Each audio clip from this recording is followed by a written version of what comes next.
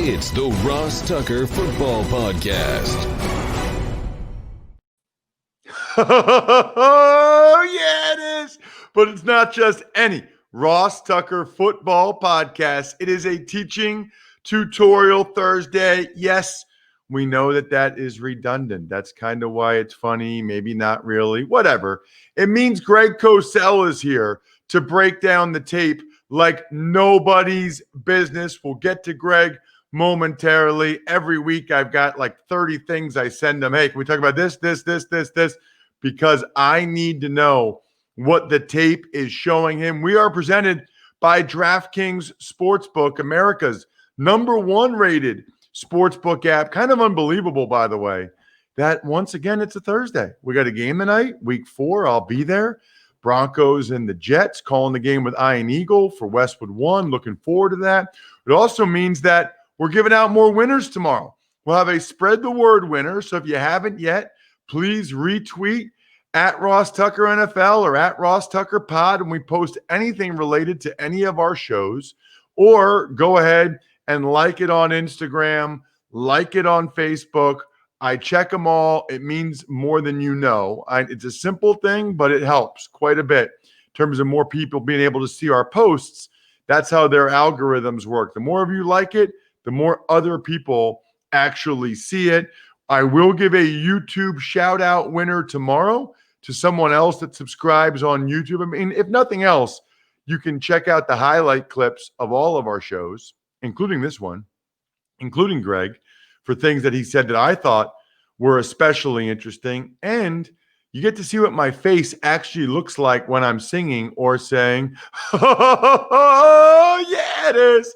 It's actually not real pleasant. So maybe you can just look at it, youtube.com/RossTuckerNFL, and laugh at me. I don't care. I can laugh at myself. It's cool. Sponsor confirmation email winner as well. Only a couple entries. Only a couple people so far that want the Madden code. And I don't even know if they told me whether they wanted the PS4 or the Xbox version, which eliminates you. I got to know, PS4 or Xbox. OmahaSteaks.com, code Tucker, or DraftKings Sportsbook app, code Ross. Just screenshot it, email me, ross@RossTucker.com. We're getting some more patrons, which is awesome. Patreon.com/RT Media. Matthew Rhodes. Shout out to Matthew Rhodes. Welcome to the family, Matthew. Make sure you introduce yourself on our private Slack channel. We got a great group. They'll all be right there to welcome you in, find out more about you. It is our own little family that we love all year round, but especially during football season. It's Big Show time. The Big Show. Every Thursday, 7:15 a.m. Eastern time. I know he's already been watching more tape for an hour this morning, hour plus. You can check him out on Twitter at Greg Cosell, so you know what Greg's up to always. He's been at NFL Films for 41 years. And a few weeks ago, we told the story of how the NFL matchup show came to be, which is awesome. Absolutely awesome. So, Greg, a couple things. I want to start with tonight's game because obviously I'm going to be there. And so I like to just regurgitate things that you tell me and use them as my own. No, but all sincerity, I watched NFL Game Pass. Brett Rippon only had one drive against the Bucs, but he looked good. He looked like he knew where he was going with the ball. He threw the ball, quickly. It was accurate. So I don't know if you got a chance to watch that, but I guess I'm more curious. What did you think of Brett Rippon, who's starting his first game in the NFL tonight in college? Well, he was a 4-year starter at Boise State, very good college player. But I think and I studied him coming out. I looked at him actually in 2017 and 2018, a number of games. I think he's sort of your typical quarterback that you look at and you say he's got arm strength limitations. I think he's a somewhat limited passer. He's got less than ideal size. He needs help from the system. He must be precisely accurate. Things must be in timing and rhythm. He's not really a second reaction player. He's not immobile, but he's not a second reaction player. So I think when I watched his tape, I kind of saw him as a lower level NFL starter or a backup type. And I think that's the way the league saw him. And he's obviously getting a chance to play tonight, but I think that's ultimately what he is. That's what I saw, Greg. I'm not a guru, but just watching that one series, looks very bright and knew where to go with the ball always. Yep. And was accurate, but there were a couple throws you could tell he doesn't exactly have a hose on him. No. And it's funny because he was a 4-year starter in college. I remember talking to a GM the year he came out because a lot of people, a lot of the draft gurus on Twitter were saying, wow, 4-year starter, great numbers. He's a second, third round pick. And I remember speaking to one GM who said, come on, there's a lot of Brett Rippons. He's not going to be a second or third round pick. He'll be lucky to get drafted. And it wasn't a knock on Brett Rippon. It's just the reality of the traits and the attributes. Now, we've seen players with that kind of skill set, if they're in the right system and everything works, they're on a team with a good run game, really good receivers, a strong defense, all those factors that come into play, all those variables that very often dictate success for quarterbacks because there are very few transcendent quarterbacks. Can a player like that be an efficient starter? Perhaps. But again, I don't think Denver's quite in that situation right now. Let's move on to Sam Darnold. And we touched on him a couple weeks ago, or maybe just last week. And obviously you voiced some concerns there. I guess I got two questions on Darnold. I thought, and I know he got hurt a little bit his rookie year, but I did a couple of his games late his rookie year.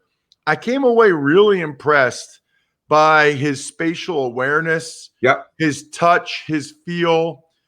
And I guess the question one would be, what did you see from him his first year and last year?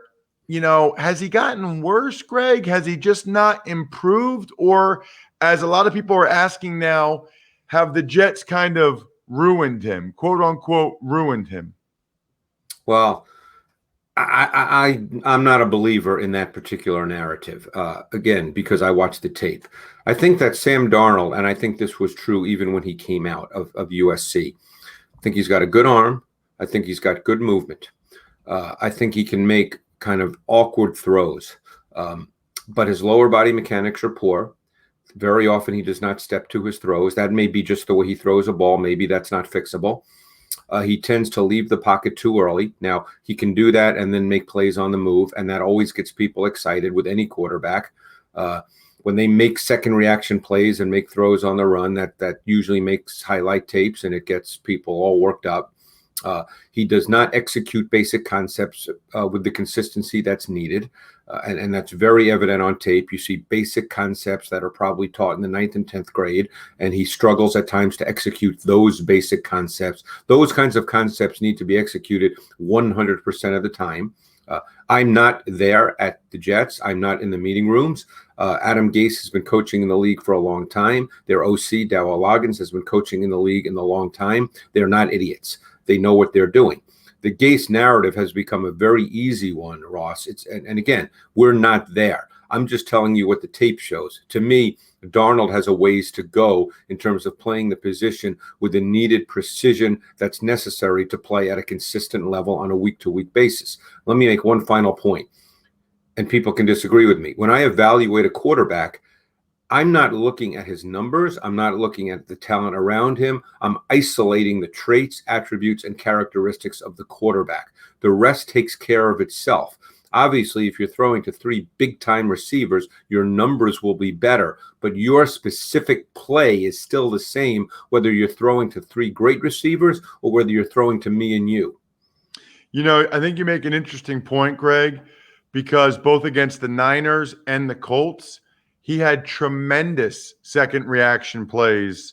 Against San Francisco, he's breaks the pocket. There's a couple of guys there. He's sprinting left, throws it back across his body to a receiver going right. Perfect touch right there. People put that on slow-mo, and they're like, right. Wow. And then even last week against the Colts, I just was watching it on NFL Game Pass. He broke a couple different tackles, bounced out of the pocket, was able to buy more time, and then found Berrios. Yeah. And, this is where – and look, those are great plays. He kind of reminds me a little bit of like a Romo when he makes some of those plays. But it is interesting, Greg. If you just do what the game plan says, like a Drew Brees, it's almost like that's gotten boring, and people will say, yeah, I mean, all he does is just think and dunk, and that's all he can do anymore. Well, But if you can make one Darnold play a game, people will point to that play and say, see, this guy's really talented. This guy can do it. It's the coaches that aren't getting this out of him. right. And I know we wanted to get to other things, but let me make one final point just about the nature of quarterbacking. And I discussed this with coaches and former quarterbacks this summer quite a bit because everybody was home. You could, in simplest terms, you could say there's two parts to quarterbacking. Part A is executing the play within structure. Okay. And that happens quite a bit in the NFL. The really good quarterbacks do that. Part B is the second reaction stuff. Now, there's a belief in the league now that you have to have some of Part B to be a good quarterback. But if you can't do Part A with consistency, then it's really hard to be a consistent quarterback. And I think that's where Darnold is right now. Speaking, by the way, Greg, of NFL Game Pass, that thing is a lifesaver for me to be able to watch the whole Broncos game last week, the whole Jets game last week, to be able to watch the coaching tape, watch some of these guys from the end zone copy. I've been talking about it a lot over the last few weeks because you can get a free trial. Go to NFL.com/Game Pass to start your free trial today, and you get access to the same stuff that Greg is looking at there. Plus, they got the NFL Films Archive. So in the offseason especially, you can check out a lot of the stuff that Greg has worked on and produced over the years. Again, NFL.com/Game Pass. It's a free trial. NFL Game Pass, where football never stops. All right, Greg, got to get your thoughts on the Ravens and the Chiefs from Monday night. Yeah. We know the Chiefs have another big game against the Patriots on Sunday. Ravens offense, what did you see? Well, this was a specific Steve Spagnuolo game plan. And I'll start by saying you can do this when you know that your offense is going to put up 30. Mahomes, we just talked about Part A and Part B. Mahomes can do Part A and Part B at the highest levels, which is why he's Patrick Mahomes and why he's one of the few transcendent quarterbacks. But Steve Spagnuolo came out with a specific game plan, particularly on third down, but at other times throughout the game. He basically said, we're challenging the Ravens offense with press man coverage and pressure. And you know what? You're going to have to beat it. We're going to make the receivers have to win one-on-one, and we're going to force Jackson to make precise ball placement throws versus man coverage. Now, getting ahead certainly helped. They played 10 snaps of zero blitz in the game. That's unheard of in the NFL. They were aggressive the entire game. That was clearly the game plan approach. Now, the Ravens started the game running the ball. They had some success. They stayed with that even when they got behind 27-10, 27-13, because that's the Ravens' philosophy. The Ravens are an offense built on Lamar Jackson as a runner. Everything else works off that. So when they have to go to a drop-back passing game, that's what defenses want them to have to do, and they're not there yet as a true drop-back passing team. But Steve Spagnuolo had a great game plan, but he also knew his offense can score points. As for Mahomes, Greg, I mean, you've been doing this for 41 years. He's good, Ross. He's pretty good. I mean, 10 of 12 on 3rd and 5 or more. Yeah. You talk about unheard of with the cover zero, Greg. And by the way, the Ravens have a good defense. 10 of 12, 3rd and 5 or more. It wasn't the Ravens who played cover zero. It was the Chiefs who played cover zero. But just getting back to Mahomes, as I said, he's a guy who can execute the offense the way it's drawn up and designed, and then he can do all the other things, the Part B, the second reaction. And when I say second reaction, it's not always running around. He has a great feel for sliding, for moving, for just navigating smaller spaces, and then the ability to make throws without necessarily having his feet set. He does a lot of things you would never teach someone to do, but he's just a superior talent with his arm and the ability to make accurate throws without necessarily setting his feet. And again, you wouldn't teach that, and very few people can do that, but he's just an elite thrower of the football. The Bears play the Colts, Greg.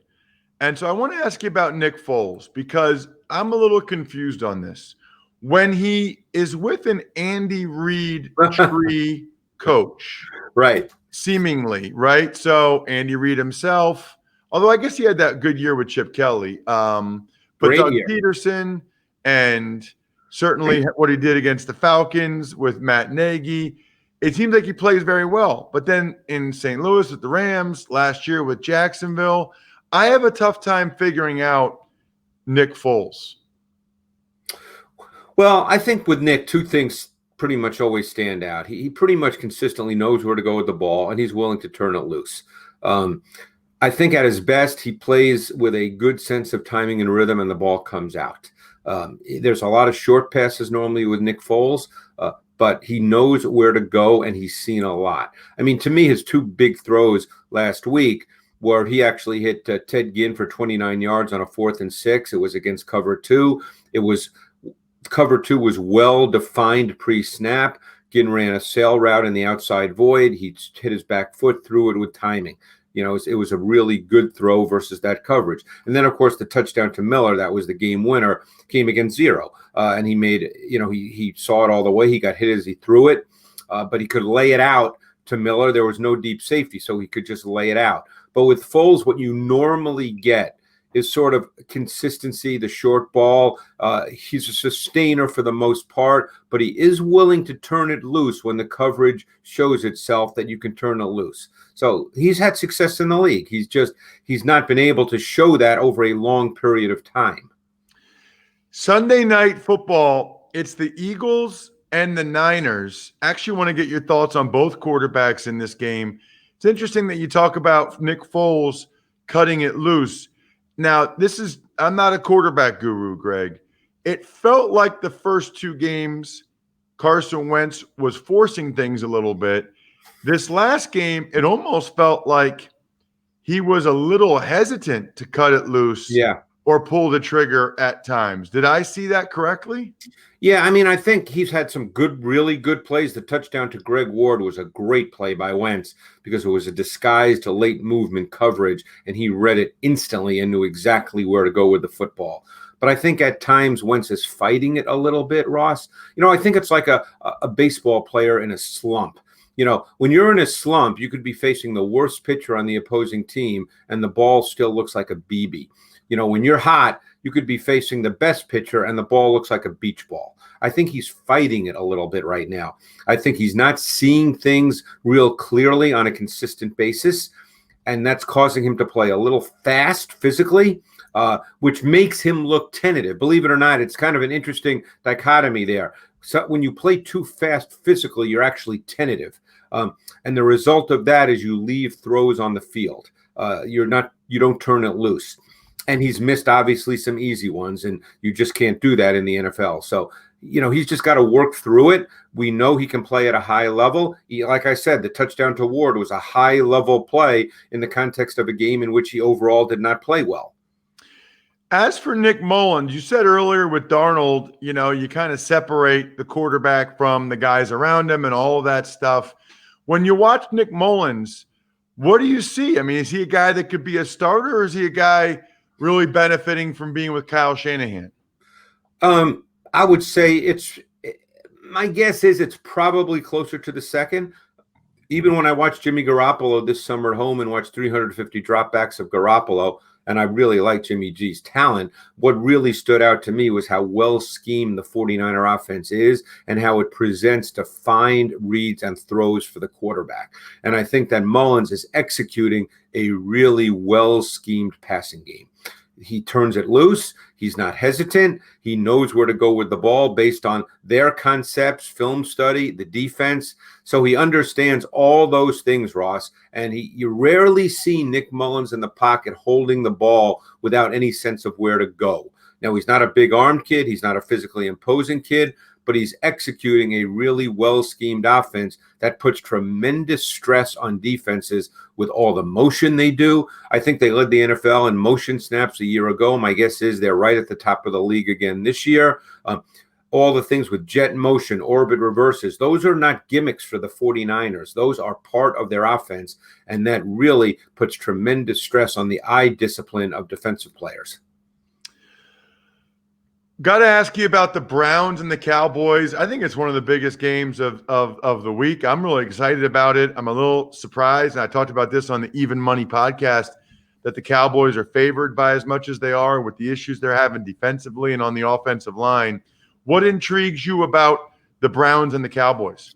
Well, I think the Browns under Stefanski have really become a very defined team, much like the Vikings a year ago when Stefanski was there, much like the Titans are now. They want to run the ball as their foundation. I think Baker Mayfield has had 50 or fewer pass attempts over the last 2 weeks. They run the ball really effectively with Nick Chubb and Kareem Hunt. One thing that stood out watching tape is we think of Stefanski as a zone run game. They've really incorporated much more gap scheme with pulling guards this season, and it's been very, very effective. So they're a team that we know what they want to do. The question is, will they be able to do it in Dallas against a Dallas offense that obviously can put up yards and points? There's always two schools of thought on how you play a team that's likely to score a lot. Do you stay with your offense and try to shorten the game and run the ball and hope you're successful doing that? Or do you feel, hey, we're going to have to score some, so you know what? Let's take our approach and build off it and try to hit some big plays. We don't know what Stefanski will do until they play the game, obviously, but that's what the Browns have become. They're a defined profile offense. Talking with Greg Cosell here, wrapping things up on the Ross Tucker Football Podcast.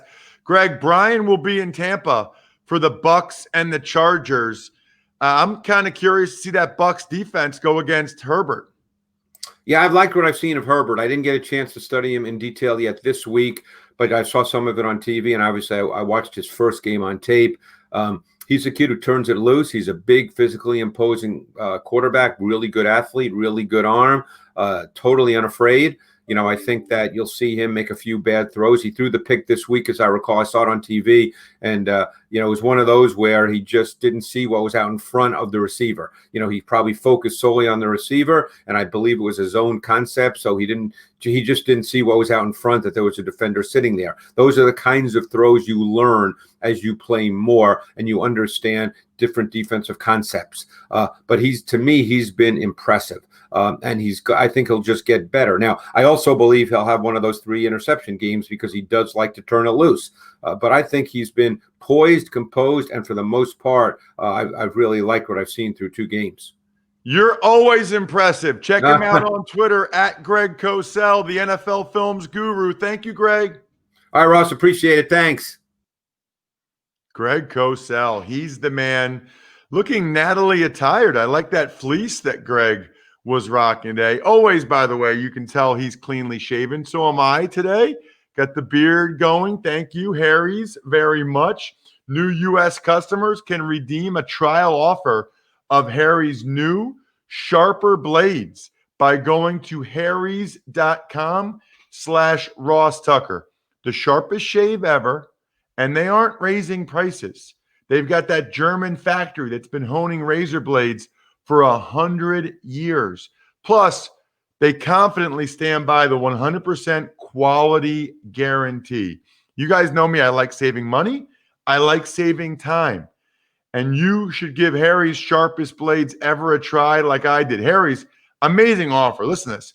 New U.S. customers can redeem a Harry's trial set at harrys.com/RossTucker. You'll get a 5-blade razor featuring their new sharper blades, a weighted handle, foaming shave gel with aloe. Lovely. I love aloe. And a travel cover to protect your blade when you're on the go. Just go to harrys.com/RossTucker and redeem your trial offer today. Tuck's Takes. Morning, Ross. So we had one more player, Kamalei Correa, test positive for COVID for the Titans. Still nothing, though, from the Vikings. It appears the Steelers and Titans game will be postponed to at least Monday night. Seems like there's reports out there that the CBS crew was told Monday night. Mike Tomlin said they're preparing as if it'll be Monday night. I wonder how they do the timing there, Bri. I mean, I'd like for them. Who's the other Monday night game? It's trying to think. It's the other Monday night game is Philly, San Francisco. No, that's Sunday night. Oh, I'm sorry. Atlanta, Green Bay. Atlanta, Green Bay. All right, so that's Midwest. All right, so you can't make that game that late. Nashville's Midwest too, so that makes that a little bit tougher. I just want them to stagger it a little bit, Brian, like 1 at 7 and 1 at 9. Hopefully they end up doing something like that. But I think it is a positive that there was only one more positive in Kamalei Correa, because when you have 3 players and 5 personnel, you don't know. It takes a day or two for sometimes in the people's system before it shows up positive. So you don't know if a bunch more guys are going to show up and that it's spread like wildfire. You don't know that. I think they're going to wait and see how it goes today, another day of testing, and then maybe Friday they would let the guys back in, or Saturday. But they want to make sure that they know that nobody coming in to the facility has a positive. Tuck's Takes. Speaking of player safety, NFLPA President J.C. Tretter is pushing for all NFL stadiums to return to a grass field based on data that the NFLPA has gathered. So that's interesting on a couple of different levels. So number one, totally understand where he's coming from. I mean, they have a lot of data now that says that grass is the safest surface to play on. Natural grass, spit it out, not natural gas. Natural grass is the safest to play on. But Bri, it's a lot harder to maintain. When I was in New England, it was basically just painted mud and dirt because Belichick didn't want the groundskeeper to do anything with the field because he felt like it was a competitive advantage. So what happens is if you go natural grass everywhere, you're really going to not have consistent surfaces. So that might be a careful what you wish for a little bit by the NFLPA and JC Tretter, at least with the, fake grass, whatever they call it, field turf, right? At least that's consistent and you're getting a good surface in terms of competitive equality in the game. Whereas if it's natural grass, that might not be the case. Just something to keep in mind. Tuck's Takes. Other news includes Broncos signing defensive tackle Timmy Jernigan, the Texans canceling the workout with Earl Thomas, and Raiders owner Mark Davis not happy with the pictures of Raiders players without masks on at a social event. So Jernigan is a very explosive player. He can make plays. He's just had back issues and injuries, and teams have not been hanging on to him. Not a good sign, but the Broncos are kind of desperate for some interior pass rush there. The Texans canceling the Earl Thomas workout. Bill O'Brien said it had something to do with COVID. I don't know. I hope Earl Thomas is happy. He's not playing. He's not getting paid. He's going to try to file that grievance with the Ravens. Good luck. And then I wouldn't be happy if I were Mark Davis either. Now, they were at a charity event for Darren Waller, so I think that should be placed in the context. But okay, you want to go to the charity event? Okay, but you got to wear your mask, and you cannot be photographed with other people without your mask on. It's just a really bad look. And maybe that's being conservative, but you can't take those chances. You could get fined. What if it happens and you guys miss a game? I mean, you got a lot of people's finances, a lot of people's career, a lot of people's health on the line. You just can't do it. You just cannot do it during the season. You cannot do anything like that. And it sounds like Derek Carr and the Raiders understand that now. Tuck's Takes. All right, and finally, it's Thursday. That means there's a game tonight for Thursday Night Football. Broncos-Jets, you're going to be there. What do you think? Well, I think I might have said this earlier a little bit, but it really bothers me. I understand it's not the sexiest game on the slate. I get that. But I get personally offended when people talk about it like it's a meaningless game. Do you know how hard pro football is? And I'm not saying you should feel sympathy for. I'm not saying that. I'm just saying it's a tough business. I mean, all of those guys already are in pain. They have ailments. And yes, they are playing for the money, but they're also playing for the reward of a victory. I mean, you've got hundreds of people all with a common goal every week. They're getting paid regardless. They want to accomplish the mission. They want the positive vibes that come from that victory. I was on an 0-5 team as a rookie, 0-4 team my fourth year in Buffalo, and you are so desperate, clawing for a victory because the facility, it's a miserable environment as an NFL player when you're not winning. So these teams are going to come out going crazy trying to get their first win of the season. I mean, these guys are going to be flying around. That's number one. Number two, Brett Rippon, I'm thrilled for him, man. I remember my first start at the RCA Dome like it was yesterday. 2002, starting at left guard, second year out of Princeton, Ross Tucker. I was in the tunnel behind the field goal post. When I ran out there, it was like, man, it was like all the time, everything I put in, like I was starting an NFL game. It was special. I'm thrilled for Brett Rippon. Cannot wait for him to get this opportunity. I hope he kills it. I don't care at all who wins the game. I hope Brett Rippon has a night so that he can feel like he made the most of his opportunity. Ultimately, I don't know what to expect from him. I guess I think the Jets will win the game. I have no idea. As I said on the Even Money podcast, I wouldn't touch this game with a 10-foot pole. This could be either team could win by 15, 20 points. I don't think it'll be a low-scoring game. I don't know, Brian, if I took the under on Even Money podcast or not. I do think it'll be a low-scoring game. That's about the only thing I feel good about. I'll say 20-17 Jets. I'm not even sure it gets there. I am sure, though, that you should help support local businesses, whether they're your corner store, coffee spots, or favorite shops. Local businesses have always been on your team, supporting you and your community. They remember your order and call you by name, always giving back, making a difference, and going that extra mile. Right now, more than ever, local businesses need our support. Let's be there for them. The next time you go shopping, help your team score and choose to shop at local businesses. And while you're there, look for the contactless symbol and tap to pay with a contactless Visa to help support your community, because where and how you shop matters. Visa, everywhere you want to be, official partner of the NFL. Not going to get to an email today, Bri. We're already at 33 minutes. We try to keep it, between 30 and 35 minutes for you guys as much as possible, because we know that's the average commute time, the average workout time.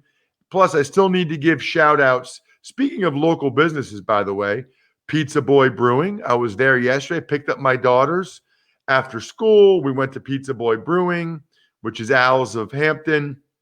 I got a half ham, half plain pizza. I ate the ham. The girls ate the plain. I did have a Murrin River Daddy soda.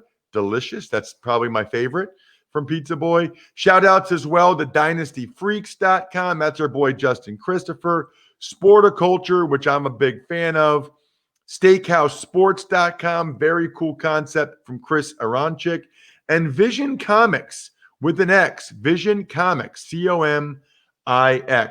All local businesses, all listeners to the podcast that we should support. Shop local with Visa to help support your community, because where you shop matters.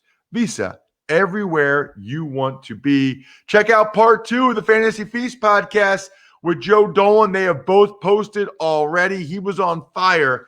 He normally is. I think we're done here. Thanks for listening to the Ross Tucker Football Podcast. Make sure to also subscribe to the Fantasy Feast, Even Money, Business of Sports, and College Draft. All available at Apple Podcasts, RossTucker.com, or wherever podcasts can be found.